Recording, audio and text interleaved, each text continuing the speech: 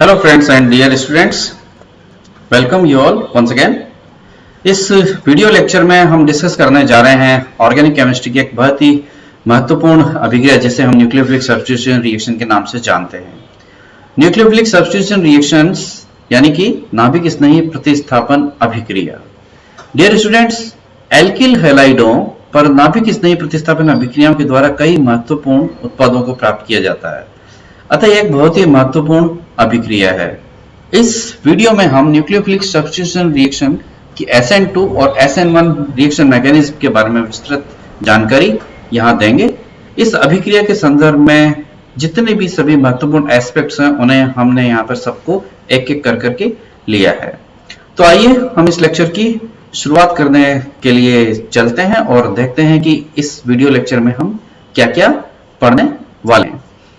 इससे पहले कि हम आगे इसको प्रारंभ करें, I request you all, please, if you have not subscribed this channel till now, please subscribe this channel and please like, share and also give any comments to the video and watch completely to this video also.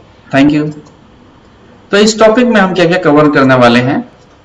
सबसे पहले हम देखेंगे introduction, जहां हम बात करेंगे सामान्य नाभिक स्नेही प्रतिस्थापन अभिक्रिया क्या होती है। उसके बाद हम बात करेंगे नाभिक स्नेही के बारे में, फिर हम बात करेंगे leaving group, substrate, SN2 reactions. क्या क्या टॉपिक होंगे SN2 रिएक्शंस में? सामान्य अभिक्रिया, SN2 रिएक्शन की kinetics and order of reaction, उसकी mechanism, free energy diagram, temperature and reaction rate, stereochemistry of SN2 reaction. क्योंकि SN2 रिएक्शन और SN1 रिएक्शन में जो मोस्ट इंपॉर्टेंट एस्पेक्ट है वो उनकी स्टीरियोकेमिस्ट्री है। SN2 रिएक्शन में हम जानते हैं कि इन्वर्जन हो जाता है और SN1 रिएक्शन में हम जानते हैं कि रेसिमाइजेशन होता है। SN1 रिएक्शन में भी हम बात करेंगे जनरल रिएक्शन एंड काइनेटिक्स के बारे में, मैकेनिज्म उसकी, कार्बोकेटाइन, क्योंकि SN1 रिएक्शंस फॉलो होती है कार्बोकेटाइन के फॉर्मेशन से, और स्टीरियोकेमिस्ट्री, रेसिमाइजेशन होना है। क्या क्या फैक्टर्स हैं जो कि इन दोनों अभिक्रियाओं की क्रियाविधि को प्रभावित करते हैं, like structure of the substrate, concentration and the strength of the nucleophile, effect of solvent, कौन से विलायक के अंदर पोलराइज्ड सॉल्वेंट है या कैसा सॉल्वेंट है, उस पर ये भी डिपेंड करती है। Nature of the leaving group, leaving group is also an important aspect for both SN2 and SN1 reaction. And then summary, summary में क्या हम बात करेंगे यहाँ पर कि क्या क्या फेवरेबल कंडीशंस है जो कि SN1 और SN2 रिएक्शंस के लिए फेवरेबल हो सकती हैं। फिर हम बात करेंगे SN2 रिएक्शन मैकेनिज्म की जो फंडामेंटल फंक्शनल ग्रुप ट्रांसफॉर्मेशंस जो हम कर सकते हैं उसके बारे में हम यहाँ पर डिस्कस करेंगे। तो हम शुरुआत करने जा रहे हैं यहाँ पर इंट्रोडक्शन से, जहां पर सामान्य अभिक्रिया क्या होती है, नाभिक स्नेही प्रतिस्थापन अभिक्रिया, उसके बारे में बात करते हैं। आगे बढ़े उससे पहले हम dear students, I am Rajesh Gupta, assistant professor in chemistry, government college Samayabadpur. As you know, I am here because I love to give presentations. You can find me at YouTube also. Thank you. And now introduction. General reactions. एक सामान्य अभिक्रिया में क्या होता है कि एक नाभिक स्नेही जो है वो क्या करता है, हमारे प्रतिस्थापी में से नाभिक स्नेही जो है वो क्या करता है कि सबस्ट्रेट में से किसी लिविंग ग्रुप को प्रतिस्थापन कर देता है। सबस्ट्रेट क्या, जो कि लिविंग ग्रुप को कैरी किए हुए रहता है, यानी कि एक नाभिक स्नेही लिविंग ग्रुप का प्रतिस्थापन कर देता है, तो इसे हम क्या कहते हैं, नाभिक स्नेही प्रतिस्थापन अभिक्रिया। और ये most fundamental type of organic reaction होती है। एक सामान्य नाभिक स्नेही क्या है, एक प्रकार का लेविस बेस होता है जो कि नेगेटिवली चार्ज भी हो सकता है और न्यूट्रल भी हो सकता है। और लिविंग ग्रुप एक ऐसी स्पीशीज है जो हमेशा अपने साथ ही क्या करती है, इलेक्ट्रॉन पेयर जो बॉन्डेड था सबस्ट्रेट के साथ में उसको लेकर के बाहर निकल जाती है। और सबस्ट्रेट क्या है यहाँ पर मुख्य रूप से हमारा एल्किल हैलाइड, और लिविंग ग्रुप क्या है, ये जो X है, एज ए हैलाइड आयन के तौर पर ये क्या होगा, निकल जाएगा।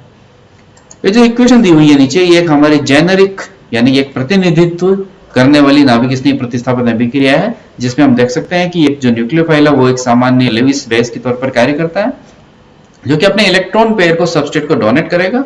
और ये जो सबस्ट्रेट है जिसमें कि लिविंग ग्रुप इस सबस्ट्रेट के साथ में बॉन्डेड है, ये अपने यहाँ से ब्रेक होकर के दोनों इलेक्ट्रॉन को लेकर के रिमूव हो जाता है और नाभिक स्नेही अपने दोनों इलेक्ट्रॉन के साथ में सबस्ट्रेट के साथ में लग जाता है। तो एक टिपिकल नाभिक स्नेही प्रतिस्थापन अभिक्रिया है।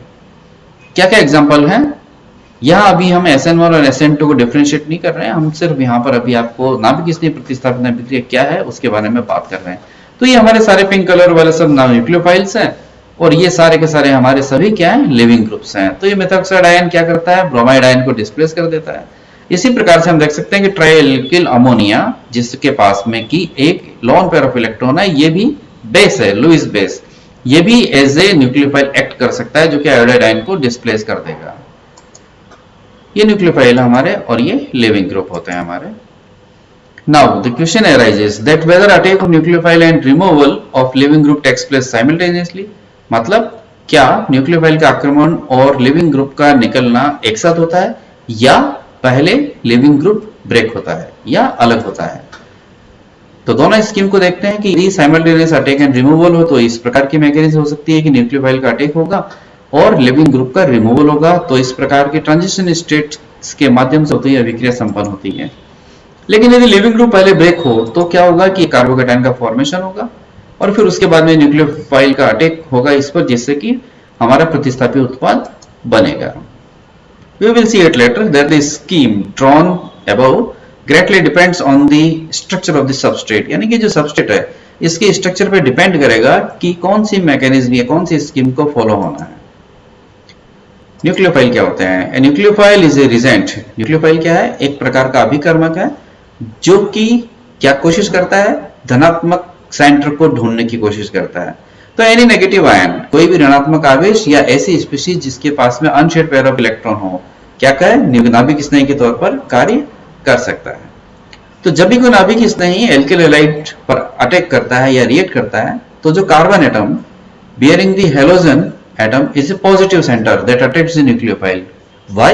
Because the electron negativity of the halogen ion pulls the electron towards itself, so it creates the partial positive charge on the carbon atom.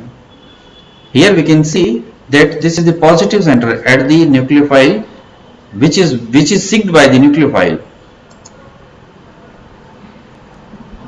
यदि कोई एक न्यूक्लियोफाइल जो कि नेगेटिवली चार्ज्ड स्पीशीज हो, यदि वो नाभिक स्नेही प्रतिस्थापन अभिक्रिया करता है तो वो क्या देगा, हमें एक न्यूट्रल प्रोडक्ट देगा।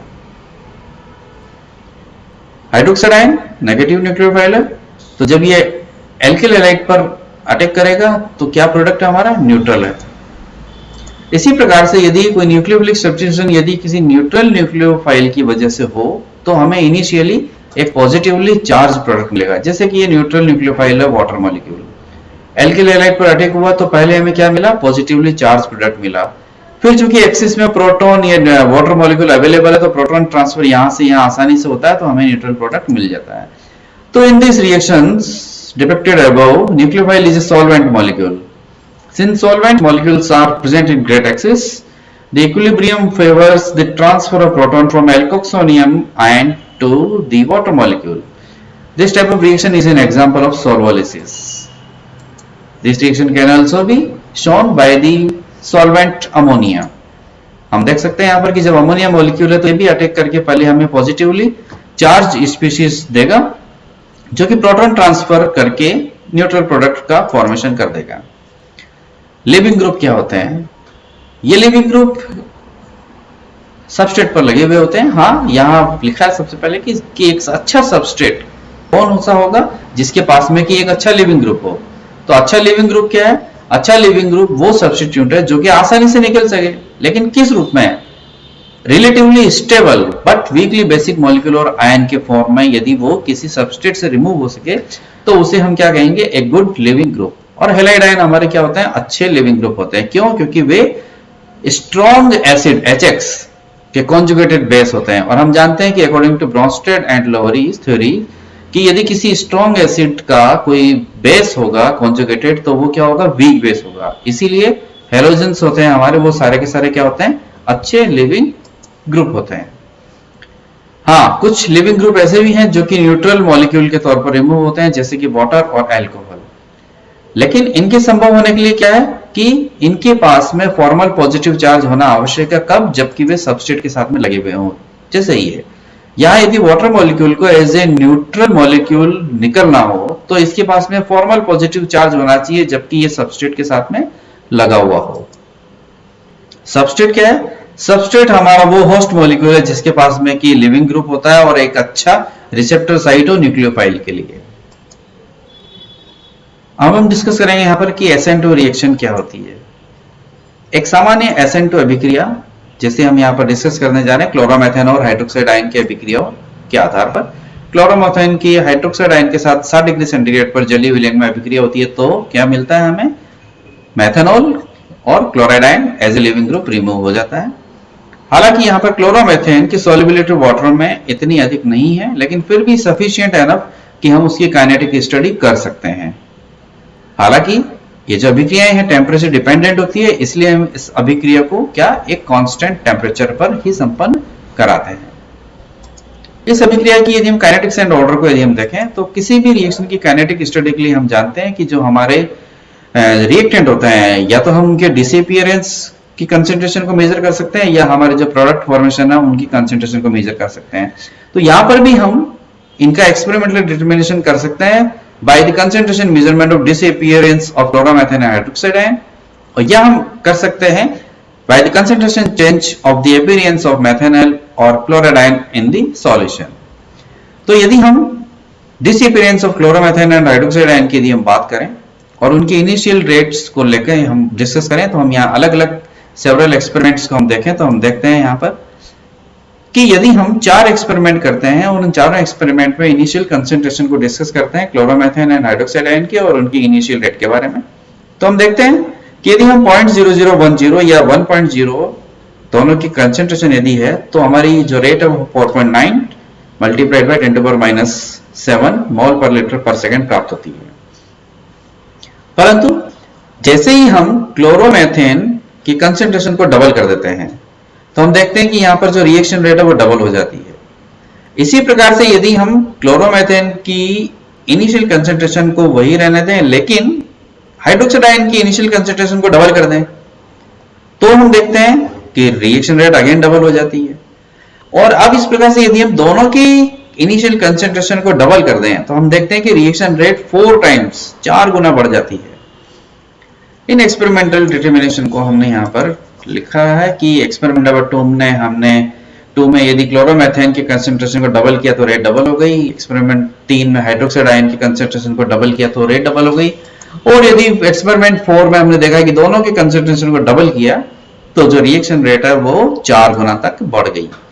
इस आधार पर हम क्या कह सकते हैं कि जो इस अभिक्रिया की जो वेग है, रिएक्शन रेट है, is directly depends or proportional to the both the concentration, that is concentration on the chloromethane and concentration on the hydroxide ion, या हम कह सकते हैं कि rate is equal to the rate constant and concentration on the chloromethane and also on the hydroxide ion. For the reaction at this temperature जो rate constant इस reaction के लिए प्राप्त होता है वो ये प्राप्त होता है। This reaction is said to be second order overall. इस रिएक्शन को हम क्या द्वितीय कोटि की अभिक्रिया कहते हैं। It is concluded therefore that for a reaction to take place, a hydroxide ion and chloromethane molecule must collide. यानी कि इस अभिक्रिया को संपन्न होने के लिए आवश्यक है कि हाइड्रोक्साइड आयन और क्लोरोमेथेन का आपस में टकराना आवश्यक है। इसीलिए इस अभिक्रिया को हम क्या बाइमोलिकुलर means that the two species are involved in the step whose rate is being measured. यानी कि वो पद जिसमें कि वेग निर्धारण होना है वहां पर यदि ये दोनों भाग ले रहे हैं तो अभिक्रिया उस संदर्भ में क्या कहलाती है, बाइमोलिकुलर कहलाती है। इसीलिए इस अभिक्रिया को हम क्या कहते हैं, SN2 reaction meaning substitution nucleophilic bimolecular reaction भी कहते हैं। क्या मैकेनिज्म है, हम बात कर रहे हैं इस रिएक्शन के बारे में जहां पर कि hydroxide ion as a nucleophile attack करता है हमारे सबस्ट्रेट क्लोरोमेथेन पर, जिससे कि मेथेनॉल का फॉर्मेशन होता है और क्लोरीन या chloride ion as a leaving group remove हो जाता है। तो हम देख सकते हैं कि इसकी मैकेनिज्म है कि हाइड्रोक्साइड आयन जो है वो इस पार्शियल पॉजिटिव कार्बन एटम पर बैक साइड से अटैक करता है और यहां पर क्लोराइड आयन रिमूव होने की तैयारी करता है। तो जो ट्रांजिशन स्टेट बनती है जिसमें कि ऑक्सीजन और कार्बन के बीच में बंध बनने की तैयारी है और यहाँ कार्बन और क्लोरीन के बीच में बंध टूटने की तैयारी है। एट लास्ट ऑक्सीजन और कार्बन के बीच बॉन्ड बन जाता है और क्लोरीन जो है वो as a chloride ion remove हो जाता है। यानी कि इस अभिक्रिया में हम देख रहे हैं कि एक ही सिंगल स्टेप के अंदर यह अभिक्रिया पूर्ण रूप से संपन्न हो जाती है वाया दिस ट्रांजिशन स्टेट। और हाँ इंपॉर्टेंट कि हाइड्रोक्साइड आयन का अटैक यहाँ पर बैक साइड से है जिस तरफ से कि लिविंग ग्रुप का रिमूवल होना है उसके अपोजिट साइड से। तो जो कॉन्फ़िगरेशन है वो क्या हो जाता है, इन्वर्ट हो जाता है। देख लीजिए इन्वर्टेड कॉन्फ़िगरेशन, यानी कि क्लोराइड इधर से निकला था लेकिन हाइड्रोक्साइड आयन यहां पर लगा है। क्या क्या है इस मैकेनिज्म में इंपॉर्टेंट, तो हम देखते हैं कि nucleophile approaches the carbon bearing the leaving group from the back side, यानी कि न्यूक्लियोफाइल बैक साइड से अप्रोच करता है, that is from the side directly opposite to the leaving group, यानी कि लिविंग ग्रुप की अपोजिट साइड की तरफ से न्यूक्लियोफाइल क्या है, अटैक करता है। तो हम यहां देख सकते हैं कि यदि हम ऑर्बिटल कंसिडरेशन को हम देखें तो न्यूक्लियोफाइल का जो होमो है, यानी कि हाईएस्ट ऑक्यूपाइड मॉलिक्यूलर ऑर्बिटल, जिसमें कि एक्स्ट्रा उसके पास में इलेक्ट्रॉन पेयर अवेलेबल है, वो ओवरलैप करेगा किसके साथ में, हमारा जो कार्बन है उसका की लूमो, यानी कि लोएस्ट अनऑक्यूपाइड मॉलिक्यूलर ऑर्बिटल जो कि एम्प्टी है, उसके साथ में ओवरलैपिंग होना शुरू करेगा, जिससे कि बॉन्ड बनना शुरू हो जाएगा। As the reaction process progresses, the bond between the nucleophile and the carbon atom strengthens, यानी कि न्यूक्लियोफाइल और कार्बन एटम के जो बीच जो बॉन्ड है वो मजबूत होना शुरू हो जाता है, और जो bond between carbon atom and leaving group है वो क्या कमजोर होना शुरू हो जाता है। इस प्रकार से हम देख सकते हैं ऑर्बिटल डायग्राम में, ये आप देख सकते हैं कि न्यूक्लियोफाइल का ऑर्बिटल जिसमें कि लोन पेयर है, और ये कार्बन जिसका कि एंटी बॉन्डिंग ऑर्बिटल है जो कि वैकेंट है, ये इसके साथ ओवरलैपिंग करेगा और ये लिविंग ग्रुप यहां से रिमूव होगा, ये इसके साथ में बॉन्डिंग हो रहा है और ये लिविंग ग्रुप रिमूव हो गया। As the nucleophile forms a bond, जैसे ही न्यूक्लियोफाइल बॉन्ड का फॉर्मेशन कर देगा और लिविंग ग्रुप डिपार्ट हो जाएगा, the substrate carbon atom undergoes inversion, तो जो सबस्ट्रेट कार्बन है वहां पर इन्वर्जन हो जाता है, यानी कि व्युत्क्रमण हो जाता है। What is inversion? Inversion, the first observation of such an inversion was made by the Latvian chemist Paul Walden in 1896। तो किसने? लैटवियन केमिस्ट थे पॉल वाल्डन, उन्होंने 1896 में सबसे पहले इसे ऑब्जर्व किया और उनके नाम पर ही इसे हम क्या कहते हैं, वाल्डन इन्वर्जन का नाम भी देते हैं। The formation of the bond between the nucleophile and the carbon atom provides most of the energy necessary to break the bond between the carbon atom and the living group, यानी कि जो ऊर्जा की आवश्यकता है किसको टूटने के लिए, लिविंग ग्रुप और कार्बन के मध्य बंध को टूटने के लिए जो आवश्यक ऊर्जा है वो कहां से प्राप्त होती है, न्यूक्लियोफाइल और कार्बन के बीच बंध बनने से मुक्त हुई ऊर्जा के द्वारा ये ऊर्जा यहां पर इससे प्राप्त हो जाती है। The complete SN2 reaction proceeds in a single step without any intermediates through an unstable arrangement of atoms called the transition state, यानी कि एक मध्यवर्ती अवस्था, संक्रमण अवस्था जिसे हम कहते हैं, उसके माध्यम से यह अभिक्रिया संपन्न होती है जिसमें कि unstable arrangement of atoms available है। The transition state is a fluting arrangement of atom which is the nucleophile and the living group are both partially bonded, आंशिक रूप से बंधे हुए हैं, to the carbon atom undergoing substitution, जिस पर की क्या प्रतिस्थापन होना है, because the transition state involves both the nucleophile that is hydroxide and the substrate that is chloromethane. This mechanism accounts for the second order reaction kinetics that we observe. ये हमारी transition state है, इसी वजह से ये जो reaction kinetics है इसकी वो क्या है, सेकंड ऑर्डर है। The SN2 reaction is said to be concentrated reaction because bond forming and bond breaking occur in concerted manner, यानी कि simultaneous manner in a single transition state. The transition state has an extremely brief existence, यानी कि very short lived, just one molecular vibration, यानी कि एक आणविक कंपन में जितना समय लगता है उतने समय इसकी लाइफ टाइम है। तो इसकी जो स्ट्रक्चर है, इसकी जो एनर्जी है ट्रांजिशन स्टेट की, वो बहुत महत्वपूर्ण है किसी भी केमिकल रिएक्शन के लिए। इसलिए अब हम यहाँ पर नेक्स्ट सेक्शन में हम बात करेंगे एनर्जेटिक्स के बारे में। डियर स्टूडेंट्स, ऐसी कोई भी अभिक्रिया जो कि ऋणात्मक फ्री एनर्जी चेंज के साथ होती हो, यानी कि डेल्टा जी नेगेटिव हो, यानी कि ऊर्जा मुक्त होती हो सराउंडिंग्स को, इज सेड टू बी एक्सर्गोनिक। इसी प्रकार से ऐसी कोई भी अभिक्रिया जिसमें कि डेल्टा जी पॉजिटिव हो, यानी कि सराउंडिंग से एनर्जी एब्जॉर्ब होती है, वो क्या कहलाती है, एंडरगोनिक। इसी आधार पर यदि एंथैल्पी कंसीडरेशन के आधार पर हम देखें तो any reaction with negative enthalpy is said to be exothermic, whereas any reaction with positive enthalpy change is said to be endothermic. तो हम देखते हैं कि the reaction between chloromethane and hydroxide ion in aqueous solution is highly exergonic. कैसे? Delta G is -100 kilojoule per mole and also exothermic delta is -75 kilojoule per mole. तो यह अभिक्रिया आसानी से संपन्न होती है। यह अभिक्रिया जिसके लिए डेल्टा जी 0 दिया हुआ -100 किलोजूल पर मोल। इसके एनर्जी प्रोफाइल डायग्राम को हम यहाँ पर रिप्रेजेंट कर सकते हैं कि वाई एक्सिस पर हम फ्री एनर्जी को प्लॉट करेंगे और एक्स एक्सिस पर हम रिएक्शन कोऑर्डिनेट को प्लॉट करेंगे। एक जनरलाइज्ड एसिंटो रिएक्शन को हम इस प्रकार से व्यक्त कर सकते हैं। ये फ्री एनर्जी चेंज और ये रिएक्शन कोऑर्डिनेट हम देख सकते हैं कि नाभिक इस नहीं और ये सबस्ट्रेट हमारा जब अटैक करते हैं तो इन दोनों को इस एनर्जी बैरियर को पार करना है। ये energy barrier delta G plus minus, जिसे कि हम यहाँ पर फ्री एनर्जी ऑफ एक्टिवेशन का नाम दिया है, इसको पार करके ये प्रोडक्ट्स फॉर्म करते हैं। तो जो energy difference between the reactant and the product is known as free energy change. और ये फ्री एनर्जी चेंज ही क्या नेगेटिव है, क्यों? क्योंकि 2 - 5 इज -3, क्योंकि लोअर एनर्जी लेवल पर है, ये हायर एनर्जी लेवल पर है। तो जब हम लोअर एनर्जी लेवल से हायर एनर्जी लेवल को घटाएंगे तो एनर्जी क्या आएगी? माइनस में आनी है। इसीलिए फ्री एनर्जी चेंज क्या है? यहाँ पर नेगेटिव है। ये ट्रांजिशन स्टेट जो कि at the top of the curve उच्च ऊर्जा स्तर पर उपस्थित होता है। Now, the most important aspect of any reaction, that is temperature, and what the effects of temperature on the reaction rate. In general, most chemical reactions much more rapidly at higher temperature. सामान्यतया जैसे हम ताप में वृद्धि करते हैं तो अभिक्रियाएं जो है अधिक वेग से संपन्न होती हैं। यहाँ एसिंटो रिएक्शंस का भी अधिक वेग से संपन्न होने का कारण क्या है कि जो नंबर ऑफ कॉलिजन्स हैं, टक्कर हैं between reactant with sufficient energy, यानी कि उपयुक्त या पर्याप्त ऊर्जा वाले क्रियाकारकों के मध्य जो टक्करों की संख्या है वो क्या है? एकदम तेजी से, यानी कि बहुत अधिक बढ़ जाती है, जो कि आसानी से एक्टिवेशन एनर्जी को क्या कर सके? पास कर सकेंगे। जनरली हम जानते हैं कि 10 डिग्री सेंटीग्रेड टेम्परेचर में वृद्धि होने से किसी अभिक्रिया का जो वेग है वो डबल तक हो सकता है।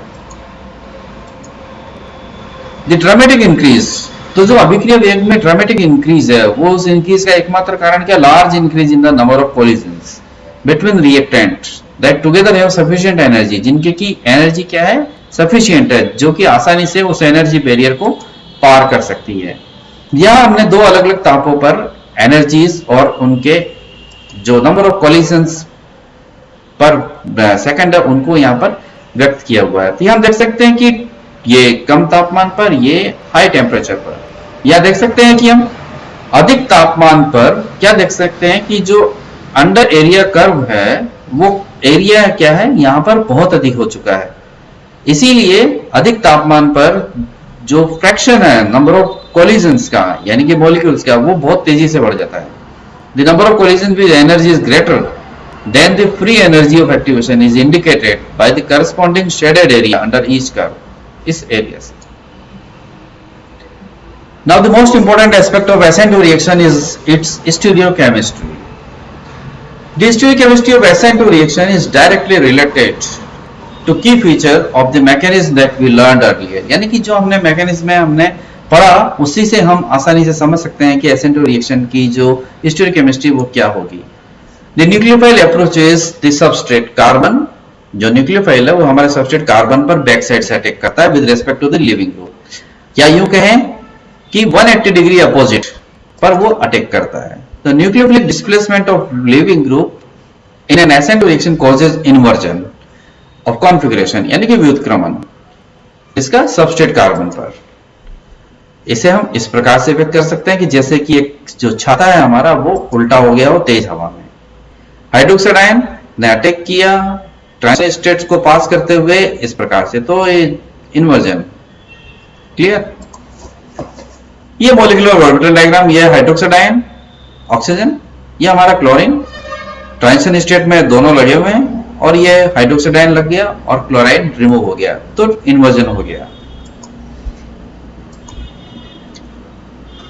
लेकिन महत्वपूर्ण क्या है कि मॉलिक्यूल जैसे कि क्लोरोमेथेन, यहां हम ये प्रूव नहीं कर पाते कि क्या वास्तव में इन्वर्जन ऑफ कॉन्फिगरेशन हुआ है या नहीं हुआ, क्योंकि मिथाइल क्लोराइड का एक मॉलिक्यूल दूसरे मॉलिक्यूल के साथ में यहां पर क्या है? सेम है, क्योंकि कार्बन पर तीनों के तीनों क्या लगे हुए हैं? हाइड्रोजन लगे हुए हैं, तो एक क्लोरीन यदि प्रतिस्थापित होकर के एक जगह OH आ गया तो हम ये स्टीरियोकेमिकली नहीं कह पाएंगे कि ये इन्वर्जन हुआ है। लेकिन यदि कभी ऐसी परिस्थिति है कि जहां पर ऐसा सबस्ट्रेट हो जिसमें कि कोई कायरलिटी सेंटर उपस्थित हो, जैसे कि हम बात करने जा रहे हैं सिस 1-chloro-3 मिथाइल साइक्लोपेंटेन, यदि SN2 रिएक्शंस को फॉलो करेगा तो वहां पर इन्वर्जन को हम आसानी से समझ सकते हैं। जैसे कि ये आप देख सकते हैं यहां पर कि 1 2 3 4 ये कायरल सेंटर है।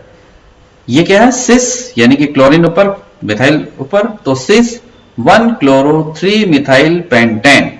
यदि यहां पर हाइड्रोक्साइड आयन का अटैक होगा तो बैक साइड से अटैक हुआ, तो ये हाइड्रोक्साइड आयन क्या हुआ? नीचे की तरफ हो गया, तो ये ट्रांस में कन्वर्ट हो गया, तो ये इन्वर्जन है।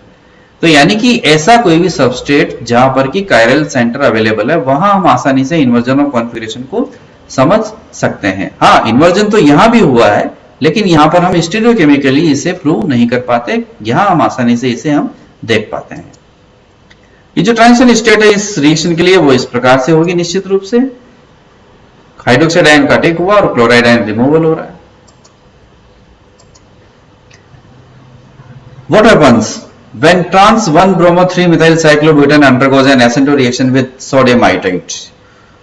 यानी कि सोडियम आयोडाइड की ट्रांस 1-bromo-3 मिथाइल साइक्लोब्यूटेन के साथ SN2 रिएक्शन होगी तो क्या होगा? ये देखिए, ये ट्रांस 1-bromo-3 मिथाइल साइक्लोब्यूटेन कि सोडियम आयोडाइड के साथ में ये न्यूक्लियोफाइल है, न्यूक्लियोफाइल का अटैक हुआ यहां पर, तो cis product cis 1-iodo-3 methyl cyclobutane, this will be the product.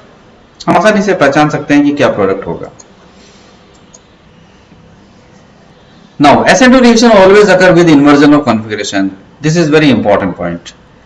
ये ध्यान रखना हमेशा कि SN2 रिएक्शन हमेशा ही इन्वर्जन ऑफ कॉन्फिगरेशन के साथ में संपन्न होती है। We can observe inversion of configuration when an SN2 reactions occur at a chirality center in an acyclic molecule also। अभी हमने एग्जांपल पहले देखा था, वो हमने साइक्लिक मॉलिक्यूल में देखा। यदि हम एसाइक्लिक कोई मॉलिक्यूल लेवें तो वहां भी हम आसानी के साथ में इन्वर्जन को हम देख सकते हैं। जैसे कि यहाँ एग्जांपल ले रहे हैं हम, यहाँ पर क्या है हमारा R- यानी कि लिवोरोटेटी है। 2-bromo-octane की यदि हाइड्रोक्साइड आयन के साथ रिएक्शन हो तो उसका इन्वर्जन होने पर क्या प्रोडक्ट होगा? ये देखिए 1,2,2-bromo-octane, जिसका की लिवोरोटेटरी रोटेशन है, हाइड्रोक्साइड आयन के साथ अटैक हुआ, ट्रांजिशन स्टेट, इन्वर्जन हुआ, तो जो प्रोडक्ट बना हमारा वो that is plus, dextrorotatory plus. और इनकी एनर्जीमेरिक प्योरिटी कितनी है? 100%। यानी कि इनकी एनर्जीमेरिक प्रॉपर प्योरिटी से हम ये 100% कह सकते हैं कि ये इन्वर्जन यहां पर हुआ है। यानी कि कॉन्फिगरेशन कन्वर्ट हो गया और R S में कन्वर्ट हो गया।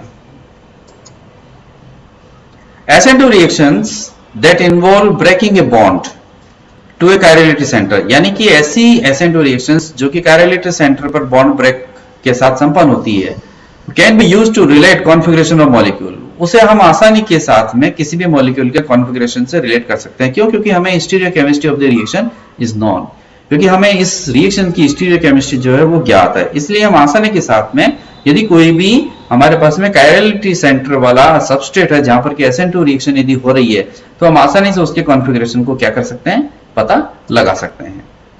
सो thanks for this video dear students. यहां तक हमने बात करी है SN रिएक्शंस, यानी कि नाभिक स्नेही प्रतिस्थापन अभिक्रियाओं में SN2 रिएक्शन मैकेनिज्म के बारे में। आगे के वीडियो में हम बात करेंगे SN1 रिएक्शन मैकेनिज्म के बारे में, जो कि हमने स्टार्टिंग में हमने आपको डिस्कस किया था कि इस वीडियो में हम क्या क्या टॉपिक कवर करने वाले हैं। तो इस लेक्चर को हम यहीं रोकते हैं। आगे के लेक्चर में हम देखेंगे SN1 रिएक्शन में क्या क्या जनरल रिएक्शन क्या मैकेनिज्म है, और हम उसको आगे उसको किस प्रकार से समझेंगे। आई होप आपको ये वीडियो अच्छा लगा होगा। किसी भी प्रकार की कमेंट्स या कोई क्वेरी हो तो प्लीज कमेंट सेक्शन में आप लिखें। And if not subscribed, then please subscribe the channel, share, like. Thank you.